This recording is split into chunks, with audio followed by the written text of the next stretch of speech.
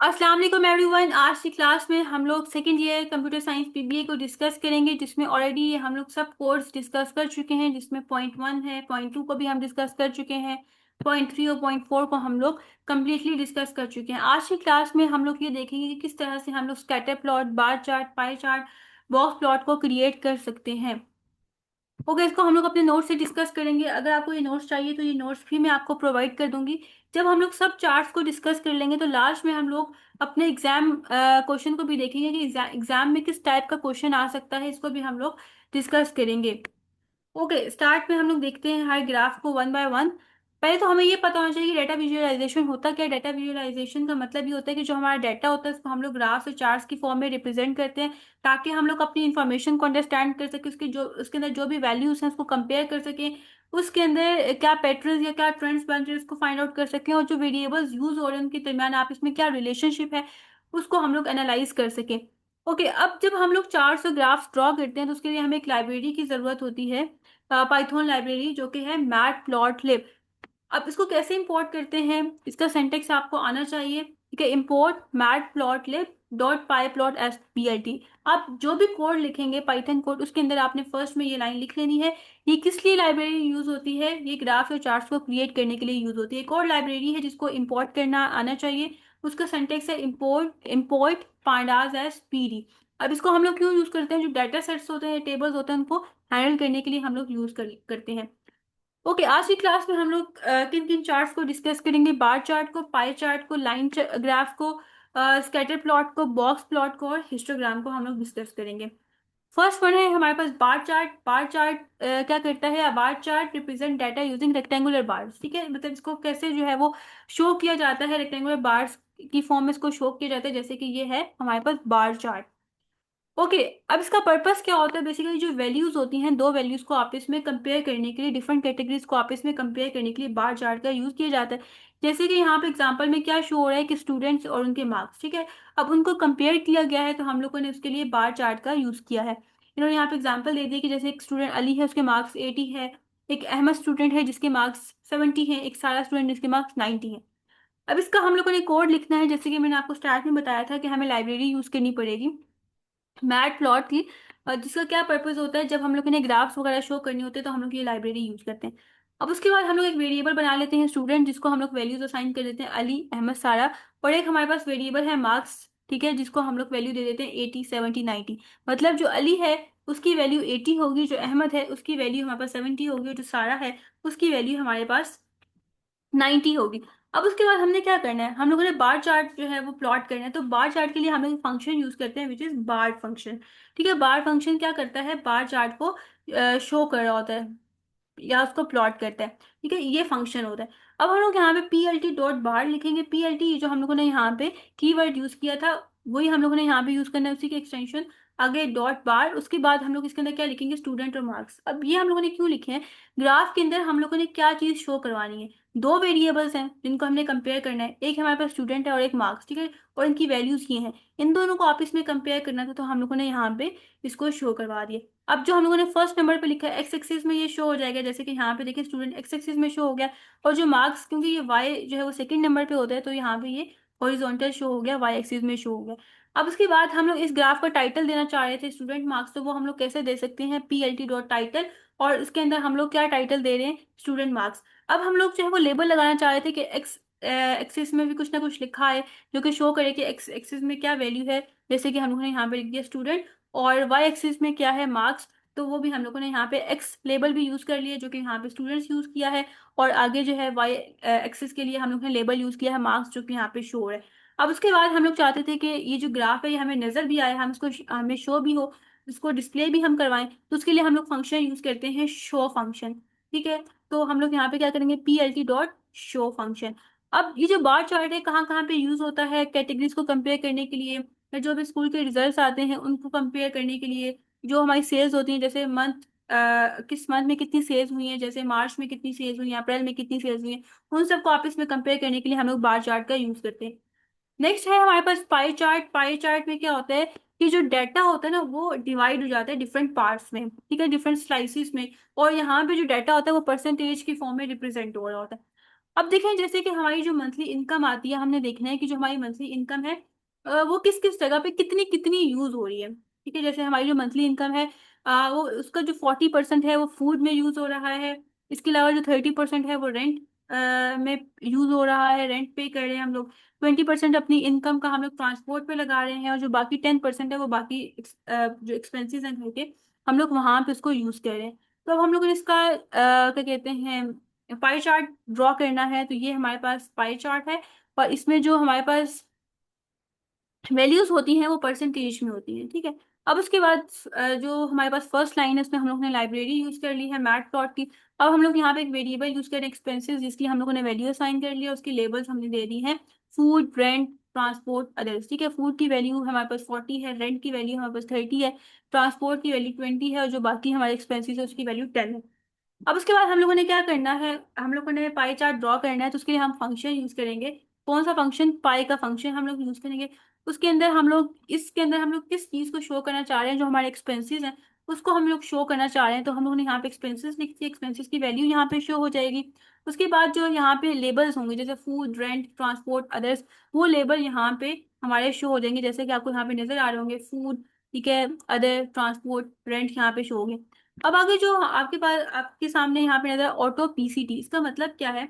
Auto PCT मतलब ये automatically इन values को परसेंटेज में कन्वर्ट करे। तो इसने ऑटोमेटिकली क्या किया है, परसेंटेज में कन्वर्ट कर दिया। अब आगे इसका क्या मतलब है, ये परसेंटेज 1.1 का मतलब ये है कि जो भी यहाँ पे वैल्यू शो हो रही है वो परसेंटेज में शो हो रही है, और उसके बाद पॉइंट के बाद जस्ट वन नंबर शो हो। ठीक है, 0.1 मतलब 1 डेसिमल शो हो पॉइंट के बाद। तो आप यहाँ पे देख सकते हैं कि यहाँ पे जितने भी नंबर्स हैं पॉइंट के बाद 1 नंबर शो हो रहा है। उसके बाद यहाँ पे लिखा हुआ है परसेंटेज।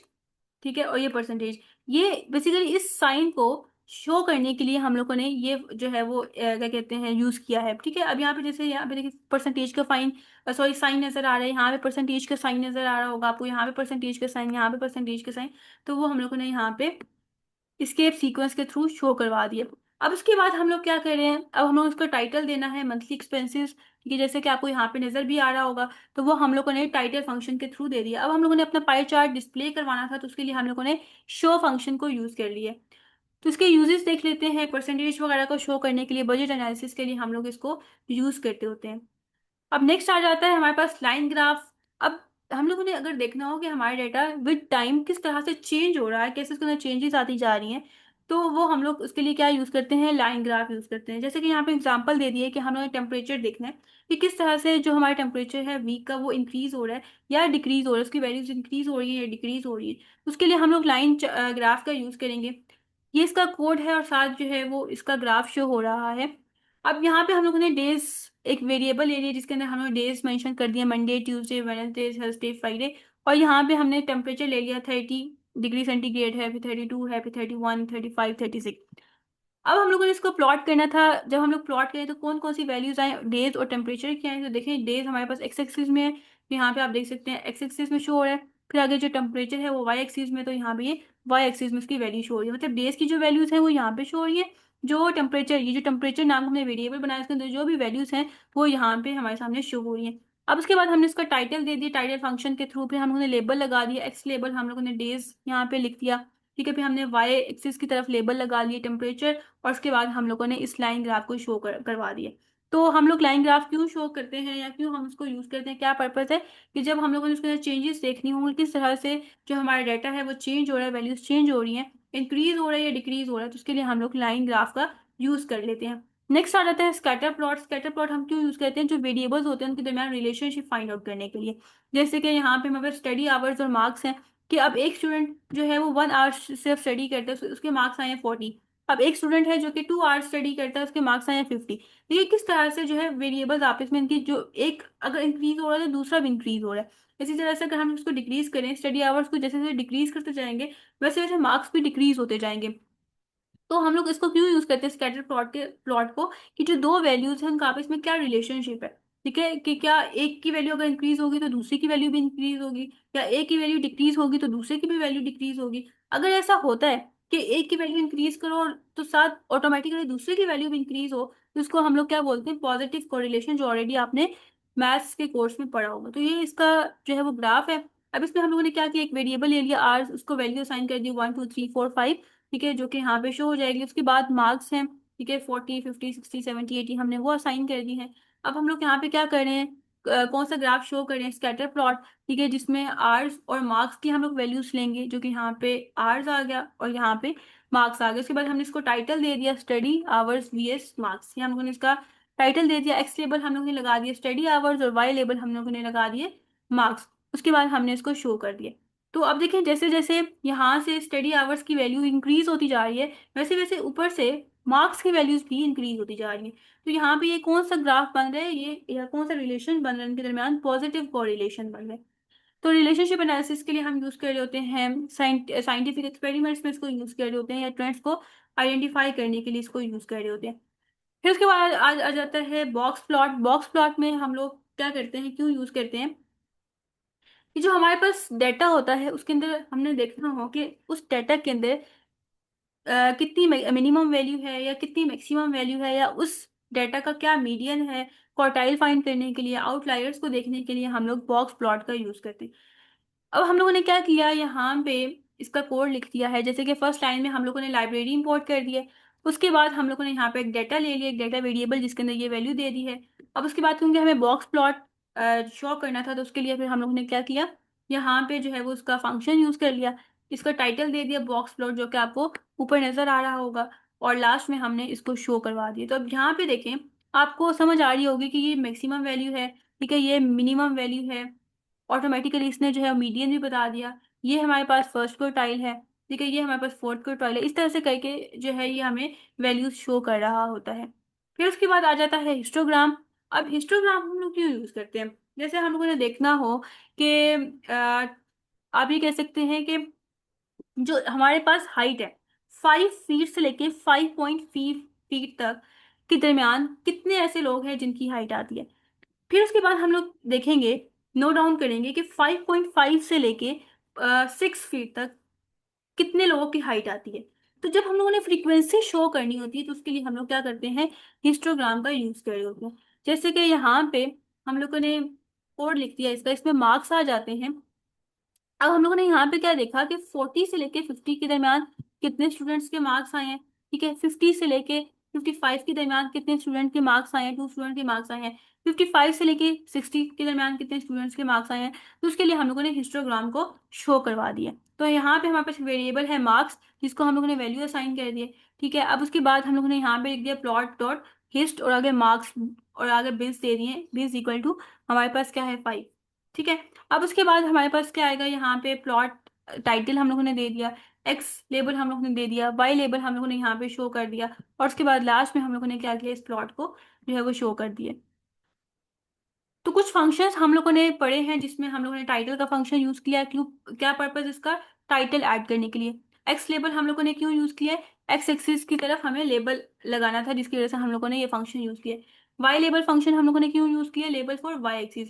डॉट शो का फंक्शन हम लोगों ने क्यों यूज किया है, ग्राफ को डिस्प्ले करवाने के लिए। डॉट बार का फंक्शन हमने क्यों यूज किया है, बार चार्ट को शो करवाने के लिए। डॉट प्लॉट का फंक्शन हम लोगों ने क्यों यूज किया है, लाइन ग्राफ को शो करवाने के लिए। डॉट स्कैटर का फंक्शन हम लोगों ने क्यों यूज किया है, स्कैटर प्लॉट के लिए। और डॉट पाई का फंक्शन यूज क्यों किया है, पाई चार्ट को क्रिएट करने के लिए। तो यहाँ पे ये एंड हो गया है। लास्ट में हम लोग देखते हैं कि किस टाइप का क्वेश्चन हमारे एग्जाम में आ सकता है। अभी तक तो हम लोगों ने ये देख लिया कि अगर कोई भी ग्राफ आ जाता है तो उसको क्या सिंटेक्स है, किस तरह से हम उसको क्रिएट करेंगे। अब हमारे पास क्वेश्चन इस तरह से आ सकता है कि हमें एक इक्वेशन दी जाएगी, और हमें कहा जाएगा कि आपने इसको प्लॉट करना है। जैसे कि हमें कहा जाएगा कि लाइन चार्ट इसका आपने प्लॉट करना है, स्कैटर प्लॉट करना है। तो उसके लिए हम लोग क्या करेंगे, अब ये हमारे पास एक इक्वेशन है। सबसे पहले हमारा क्या स्टेप होगा कि हम लोग ने मैट प्लॉट की लाइब्रेरी को इंपोर्ट करना है। अब उसके बाद इसमें देखिए दो वेरिएबल्स हैं, एक हमारे पास है एक्स और एक है हमारे पास वाई। अब आपने इसको मैथ में सॉल्व किस तरह से किया होगा कि ये हमारे पास इक्वेशन है Y equal to 2x² plus 3। अब हम लोग क्या करते होते थे कि जो x की वैल्यू थी वो हम लोग खुद से लेते होते थे, जैसे 0, 1, 2, ठीक है, 3, 4, 5 इस तरह से करके। और हमारे पास y की वैल्यू ऑटोमेटिकली आती थी। कैसे आती थी, जैसे जैसे हम लोग x की वैल्यू पुट करते जाते थे। जैसे फॉर एग्जांपल फर्स्ट टाइम अगर मैं x की वैल्यू 0 पुट करूं, तो मेरे पास y की क्या वैल्यू आएगी, मैं यहाँ पे इक्वेशन लिख लेती हूँ। मैं x की जगह 0 पुट करूंगी तो मेरे पास वैल्यू आ जाएगी y की 3। इस तरह से करके मेरे पास 3 वैल्यू आ गई। फिर जब मैं 1 पुट करूंगी तो मेरे पास y की वैल्यू आ जाएगी। तो हम लोग स्टार्टिंग में x की वैल्यू खुद ले लेते हैं, और y की वैल्यू तो हमें नहीं पता होता, तो हमने स्टार्टिंग में उसको एम्प्टी रख दिया। अब उसके बाद मैंने यहाँ पे लूप यूज कर लिए for I in x. Loop कितनी दफा चलेगा, जितनी दफा एक्स की वैल्यूज होंगी, जैसे 1 2 3 4 5, 5 टोटल इसकी वैल्यूज हैं, तो 5 टाइम हमारा लूप चलेगा। और हर दफा क्या होगा, वाई डॉट अपेंड, हर दफा ये जो हमारे पास एम्प्टी अरे है इसके अंदर 1 1 करके वैल्यूज आती जाएंगी। कौन सी वैल्यू आएंगी, ये जो हमारे पास इक्वेशन थी 2x² + 3, इसको हम लोगों ने यहाँ पे एक्सपैंड करके लिख दिया कैसे, कि 2 मल्टीप्लाई और x के साथ, तो हमने यहाँ पे लिख दिया 2 मल्टीप्लाई x। ये जो आपको स्टेरिक नजर आ रहा है ये मल्टीप्लाई है। अब इसके बाद 2 टाइम्स मल्टीप्लाई लिखा हुआ है इस तरह से करके, आई मल्टीप्लाई मल्टीप्लाई। ये मल्टीप्लाई मल्टीप्लाई का क्या मतलब होता है, जब 2 टाइम्स एक साथ मल्टीप्लाई आ जाते हैं तो इट्स मीन कि हम इसका स्क्वायर ले रहे हैं। तो अब ये क्या है, आई मल्टीप्लाई मल्टीप्लाई 2, इट्स मीन कि ये आई का स्क्वायर है। और आई क्या चीज है, ये एक्स हमारे पास आई है, और इसे +3 करेंगे।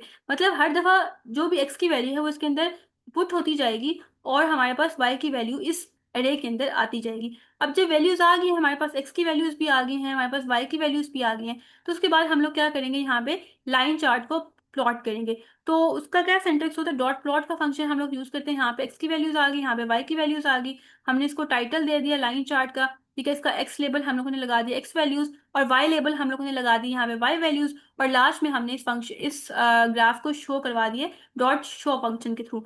अब हमें स्कैटर प्लॉट बनाना है, तो उसके लिए हम लोग फंक्शन यूज करते हैं डॉट स्कैटर, ठीक है। उसकी वैल्यूज हम लोग ने दे दी x और y। अब हमने इसको लेबल असाइन कर दिया, x लेबल हम लोगों ने असाइन कर दिया, y लेबल असाइन कर दिया, और लास्ट में हमने इसको शो करवा दिया। तो आप ये देख सकते हैं स्कैटर प्लॉट हमारे सामने शो हो गया। तो आई होप सो आज का लेक्चर आपको समझ आया होगा। इन केस फिर भी कोई क्यूरी है तो आप कमेंट सेक्शन में पूछ सकते हैं।